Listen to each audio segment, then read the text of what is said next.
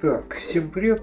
Давайте сегодня смотреть дальше звездовскую авиацию в 72-м масштабе, а именно коробку Ми-8 8Т советский многоцелевой вертолет.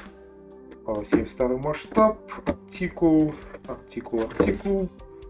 72-30. Так вот, значит, видно, что по лицензии МВЗ имени Миля сделано у звезды, все совсем прикольно, хорошо. Что по прототипу? Как бы долго рассказывать, наверное, смысла нет, потому что, Ми-8, он всем, наверное, известен, и неудивительно, так как это, в принципе, Ми-8 считается самым, как скажем, массовым вообще гражданским вертолетом в мире.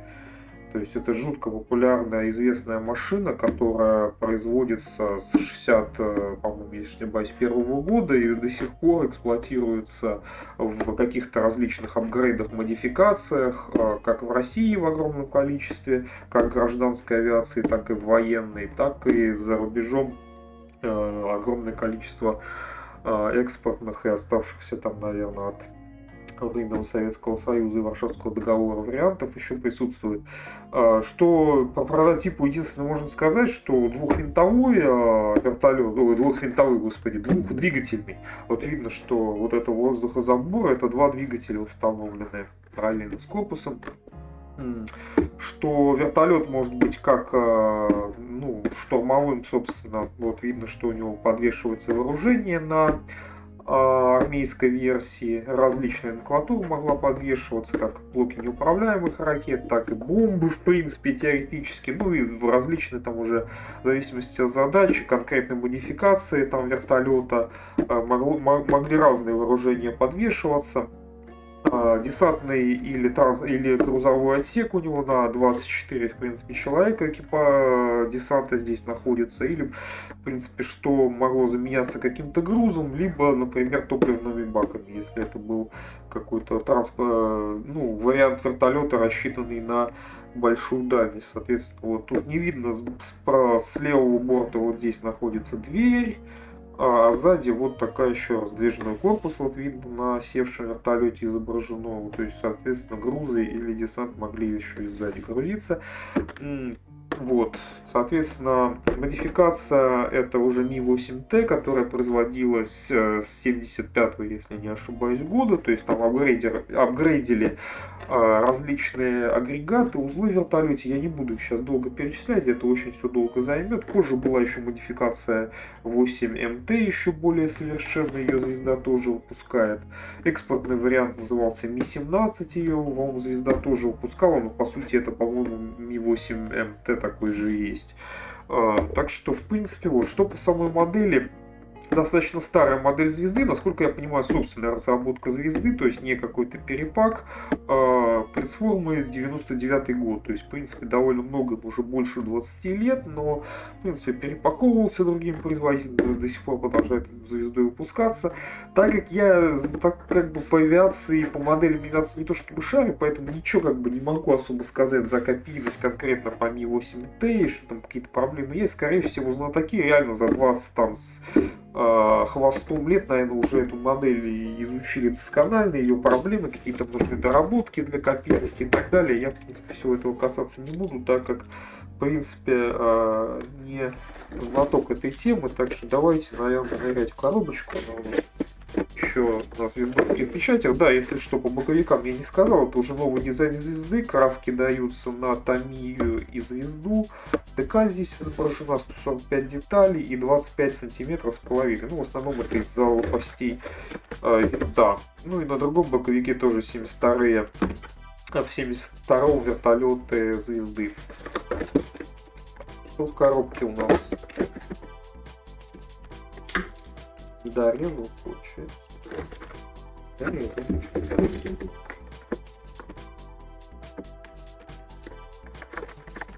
Так, коробка стандартная у звезды. Отдельно потом. Так. Верхняя загрузка. У меня даже тут что-то выпало. Так вот, значит, что в коробке у нас? Прозрачный пластик вместе с декалью в одном пакете. Пластик, литники в одном пакетике таком современном. обычно. Предупреждение, листки, инструкция. И больше ничего нет. У стандарта с инструкцией. Инструкция видно, что особо вместе с коробкой не перерабатывали. Она такая достаточно старенькая выглядит. Очень короткая историческая справка, буквально на 2 предложения. Руководство по сборке. Номер упаковщика. И вот такая вот она вот идет у нас. Инструкция. Видно, что значит кокпит у нас. Ну как кокпит, не кокпит, наверное, кабина пилотов. Детализировано там пилоты, ну, скажем, там, командир экипажа, я не знаю, пилот, помощник пилота, в общем, 2 человека, соответственно, оба могли, в принципе, управлять, перехватывать управление на себя, у вертолета также был ограничен автопилот, который мог там автозависание делать, что-то такое, при желании мог использоваться, соответственно, вот, данные, я так понимаю, да, детализация, кстати, у нас дана не только кабины пилотов, вот я вижу, конечно, наверное, достаточно слабенькая для 99 год, звезда. Видно, что на приборка дается декалями, вот здесь это сразу отмечено. Ну и подкрашивать тут краски, соответственно, ну, понятно, полностью застекленная кабина, ее подкрасить, соответственно, можно только до собственно, склеивания самого корпуса вертолета. Так, и десантно-пассажирский отсек у нас тут тоже детализируется. Вот иллюминаторы у нас, скамейки в разложенном положении. Я так понимаю, дается у нас вариант только на транспортный десантный вертолет с дополнительными блоками вооружений. То есть, в принципе, никаких других вариантов нет. Ну, видно, что какие-то отверстия тут дополнительно для этого варианта нужны. У звезды такое редко увидишь, но тут, видимо, придется что-то подсверливать. Дальше, значит, уже у нас что-то как-то резко у нас нет, там гармошка так заворачивается, что я к 21 шагу сразу не перескочил.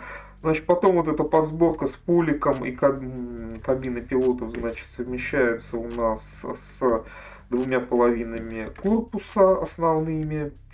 Значит, тут у нас узел для крепления основного винта. Вот нам тут что-то предлагают не клеить, видимо, чтобы подвижность винта сохранялась при сборке.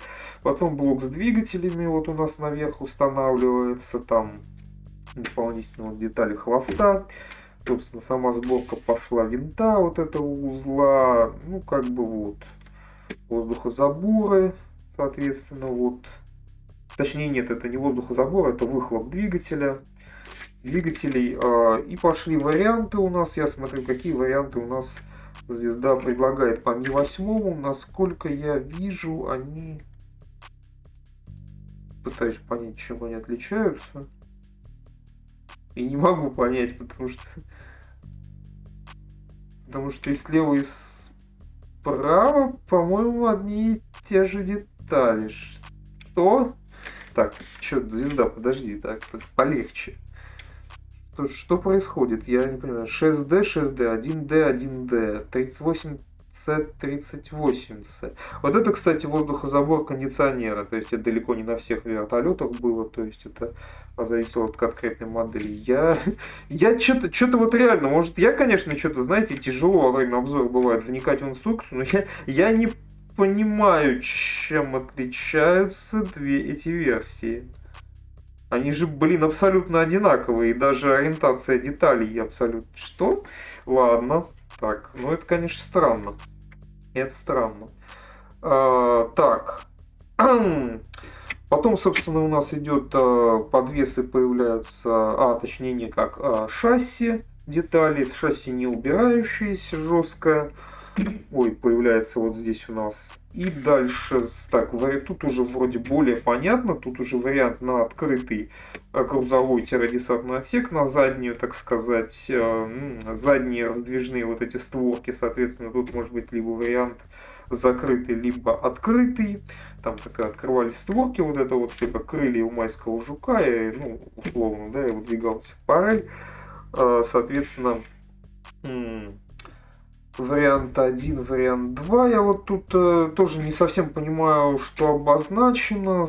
Вариант 1, тут вариант 2, тут открыто, тут открыто. что, прости? Наверное, вот этот вариант, наверное, это закрытые, да, створки. Вот этот, хотя нарисован так, как будто бы открыто. А вот этот, наверное, вариант это уже с открытыми створками, да. Ну, в принципе, там как есть минимальная детализация десантного отсека, наверное, можно и открытый, в принципе, показать с выгрузкой, так сказать, десанта. И, соответственно, переходим мы к 21 шагу. С этих шагов не сказать, чтобы мало, в принципе, но они все довольно-таки маленькое количество деталей, просто большое количество шагов. Вот задний рулевой винт у нас тут появляется. И 21, ну, точнее, с 21 по конец инструкции у нас финалочка идет. Соответственно, вот тут появляется... Кстати, где у нас действительно появлялось такое масштабное остекление? Оно вот у нас на 13 шаге появлялось, то есть большое такая веранда остекления у вертолета, соответственно, вот это вот все прокрашивать, собственно, переплеты вот этого остекления, это, конечно, ну, в принципе, такая задача, да, нужно быть аккуратным, соответственно, либо маски, либо как-то очень аккуратно, либо самодельные маски, либо как-то очень аккуратно работать кистью, я не знаю, чтобы, собственно, остекление не соответственно, испортить. Ну и при поклейке такого большого остекления тоже нужно быть, соответственно, внимательным, соответственно, стараться как-то либо специальный клей для прозрачки использовать, либо очень аккуратно как-то действовать, чтобы это остекление не испортить, так как оно большое и бросаться в глаза будет. Вот, значит, у нас тут уже корпус собран, дополнительно вот тут часть остекления. Нет, это не остекление, это дополнительный щиток ставится, появляется, соответственно, вот колеса шасси, видно, что из двух половин, детали, видимо, каких-то антенн, там, может быть, проблесков каких-то маячков. Собираются блоки, ну, Нурсов, я точно не помню, Нурсы Нары, что там у нас такое, неуправляемые ракеты, блоки, значит, на подвесе. Ну, по ним, я так понимаю, по блокам вооружения вариации у нас вроде как не дается, они всегда должны быть установлены. Соответственно, что? Есть, да, вот есть вариант на открытую боковую дверь с лесенкой подставленной, ну, то есть, видимо, аэродромный вариант, там загрузка, погрузка, выгрузка. И вариант есть на закрытый, то есть на полетный, например, вариант. Ну и, соответственно, вот заканчивается установка винта основного, только вот здесь у нас, я так понимаю, винт подвижный. И, собственно, на этом у нас сборка и завершается. И все завершается это черно-белой схемой окраски, которая у нас дана на не обозначена абсолютно на значит какие исторические приявки, ничего нет. Единственное, что можно понять, что я так понимаю, три варианта на какой-то 18-й, 31-й и такой. Ну, сфокусируйся. 500 что? 551 борт, короче говоря. Абсолютно непонятно, какой, например, из этих бортов афганский, какой, например, уже не советский, а российский. Не знаю, разве что в сети попробовать поискать по номерам прототипа, с которого срисовывала звезда. Иногда это помогает. Но вот инструкцию на Томию у нас уже поменяли здесь. Вот и все, собственно, что было по инструкции. Давайте смотреть пластик. Так, пластик от нескольких листиков, все они в одном пакете у нас. Соответственно, все там сжато, примято, не так вот как вышло. Как повезет, как говорится. Да что ж такое, в пакете. Листиков внезапно больше, чем я ожидал. Так, давайте начнем с крупного. Как бы повторюсь, пресс-формы 99 год. Что, значит, крупные детали половины корпуса, ну, вроде бы ровные, чисто на первый взгляд не поведены, вроде бы так ощутимо, по крайней мере, не изогнуты, не закручены. Есть расшивка с какой-то клепочкой, такой вот видно вокруг иллюминаторов, на стенках здесь, в принципе, какой-то рельеф виден вертолета. Я не знаю, насколько он сохранится после окраски, но, наверное, если аккуратно красить, в принципе, должен потом его подчеркнуть там какими-то смывочками, то, наверное, по идее, должен быть виден. Ну, как мы видим, вот тут клепка есть на вертолете. Это у нас, конечно, не Ми-24 в 48 масштабе. Тут клепка еще была. Значит, две половины, отверстие иллюминатора, а каких-то очевидных огрехов литья не вижу. Внутри, ну, детализация понимаю, практически никакой нет на стенках, не отлито, несмотря на то, что десантный отсек можно. Тут вообще вот ямы под отливки, я так понимаю. Это топливные баки дополнительные, насколько я помню, кажется. Хотя, честно говоря, не уверен. Ну, что-то такое, да. Ну, тут вот у нас просто дыры. Ну они типа должны быть закрыты скамейками десанта, наверное. Ну, короче, вот так вот так. Внутряночка такая очень условная. Вот, соответственно, створки заднего, задние створки, собственно, грузового-десантного отсека. Тут тоже все с клепкой, все прикольно. Так, дальше. Что у нас, значит, из крупных деталей еще?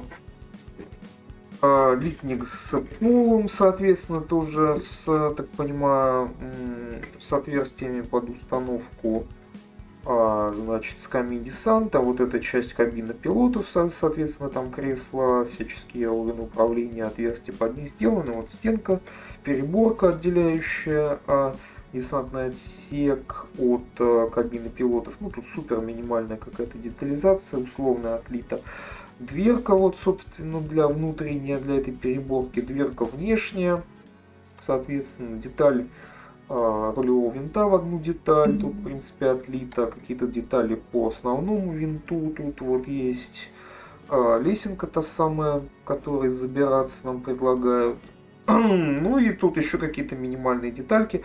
В целом, ну как бы видно, что некоторая чуть-чуть подзамыленность, конечно, за годы чувствуется, но в принципе не то чтобы видно, что пресс-формы как-то сильно устали.